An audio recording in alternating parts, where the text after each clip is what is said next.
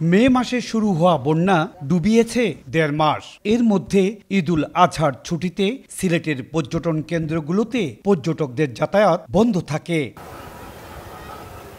বন্যার ধকল কাটতে না কাটতে জুলাই মাসে শুরু হয় দেশব্যাপী কোটা সংস্কার আন্দোলন। এক সময় আন্দোলন ভয়াবহ রূপ নেয়, চলতে থাকে শাটডাউন। আন্দোলন গড়ায় সন্ত্রাসে।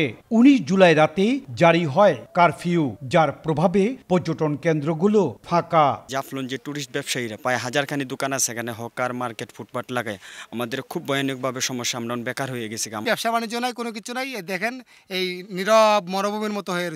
পর্যটন কেন্দ্রগুলোতে শত শত ক্ষুদ্র ব্যবসায়ী বেকার জীবন কাটাচ্ছেন। ফটোগ্রাফার কিংবা হকার, সবার জীবনই চলছে কষ্টে। স্পটও মানুষ আয়না দিকে দোকান বন্ধ। ২০০০-এর মতন ফটোগ্রাফার আছে সাদাপাথর, বিছনাকান্দি, জাফলং মিলে।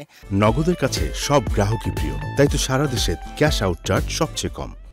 সিলেট অঞ্চলে ৫ শতাধিক hotel, motel, resort, rest house রয়েছে। সেখানে বিনিয়োগ করে চরম হতাশায় বিনিয়োগকারীরা। শিল্পের সঙ্গে জড়িত পরিবহন খাত লোকসান গুনছে।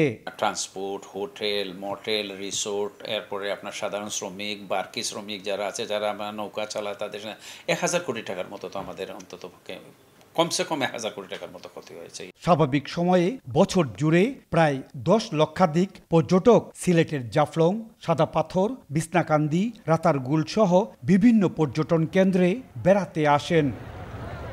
বন্ধের দিনে যেখানে হাজার হাজার পর্যটকের পদচারণায় মুখরিত থাকার কথা এই জাফলং, এখন সেই জাফলং একেবারে জনমানব শূন্য।